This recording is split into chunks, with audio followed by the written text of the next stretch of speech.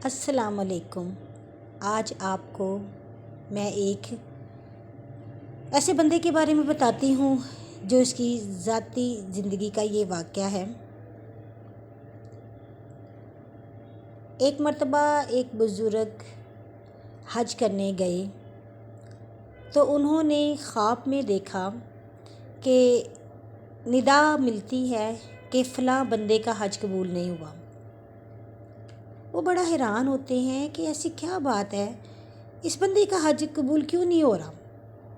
اگلے دن پھر وہ سوتے ہیں تو خواب میں وہی دیکھتے ہیں کہ فلاں بندے کا حج قبول نہیں ہوا۔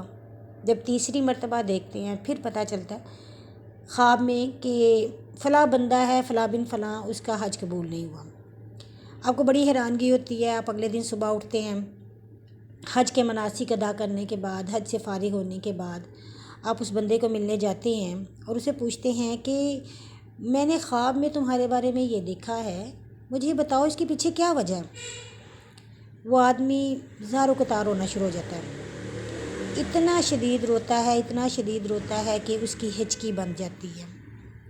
وہ کہتا ہے کہ میں آپ کو بتاتا ہوں کہ ایک مرتبہ میری ماں تندور میں روٹیاں پکا رہی تھی اور میں نشے کی حالت میں، روزے تھے، نشے کی حالت میں شراب پی کر میں آیا اور میں نے اپنی ماں سے روٹی مانگی۔ میری ماں نے کہا کہ روزے ہیں تو ابھی تمہیں نہیں میں دوں گی، ٹھہر کے لینا۔ کہتا میں نشے کی حالت میں تھا، میں نے اپنی ماں کو دھکا دیا اور میری ماں تندور میں گر کر جل کے مر گئی۔ مجھے نہیں پتہ چلا کہ کیا ہوا کیا نہیں۔ جب مجھے ہوش آیا تو 2 دن گزر چکے تھے۔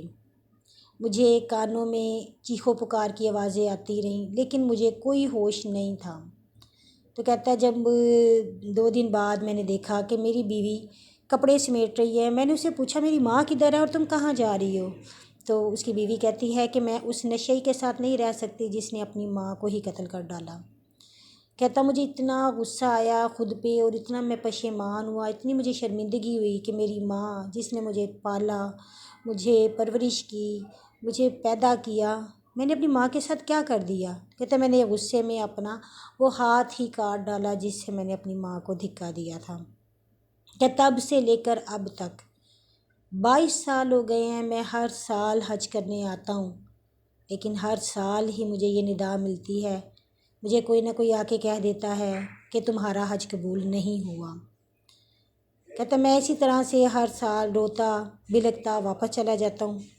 وہ بزرگ کہنے لگے کہ مجھے بڑا ہی شدید غصہ آیا، میں نے اسے کہا تمہارے ساتھ ہونا ہی ایسے چاہیے تھا، تم نے اپنی ماں کے ساتھ اتنا برا سلوک کیا، تم اس قدر گرے ہوئے تھے، تمہارے ساتھ ایسے ہی ہونا چاہیے تھا۔ تو کہتے میں یہ کہہ کے میں واپس آ گیا۔ جب میں رات کو سویا تو میں نے خواب میں دیکھا کہ ایک بزرگ ہیں، وہ مجھے کہتے ہیں کہ تم نے بہت غلط کیا، اللہ کی رحمت سے تو نا امید ہونا ہی نہیں چاہیے، تم نے یہ ایسے کیسے کہہ دیا۔ نے کہا کہ ایک ماں جس کی محبت کا اندازہ آپ نہیں لگا سکتے ہو، وہ ماں جس کے سامنے آپ تڑپتے ہو تو وہ بے چین ہو جاتی ہے، وہ آپ کو ہر نعمت عطا کرنے کی کوشش کرتی ہے، خود گیلی جگہ پہ سوتی ہے، تم لوگوں کو سوکھی جگہ پہ سلاتی ہے، اپنی اولاد کو اپنے سے بڑھ کر، اپنی وسائل سے بڑھ کر دیتی ہے۔ تو وہ ماں کیسے برداشت کرے گی کہ قیامت میں اس کے بچے کو جلایا جائے۔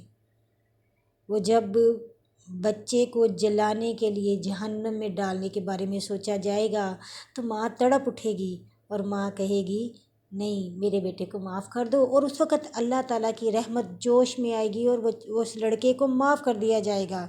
تو اللہ تعالیٰ اس کی عاجزی کو دیکھنے کے لیے، اس کے دل کی تڑپ کو دیکھنے کے لیے، اس کی ندامت کو دیکھنے کے لیے یہ کہتے ہیں کہ اس کی توبہ قبول نہیں ہوئی۔ پھر وہ کہتا ہے کہ وہ بزرگ جو تھے وہ دوبارہ اس کے پاس گئے اور اس سے جا کے معذرت کی۔ اللہ تعالیٰ ہمیں بھی ایسی ہی توبہ عطا کریں۔ دنیا میں کوئی بھی انسان مکمل نہیں ہے، ہر انسان کوئی نہ کوئی گناہ کرتا ہے، ہمیں چاہیے کہ ہم بھی ایسے معافی مانگیں۔ آمین ثم آمین۔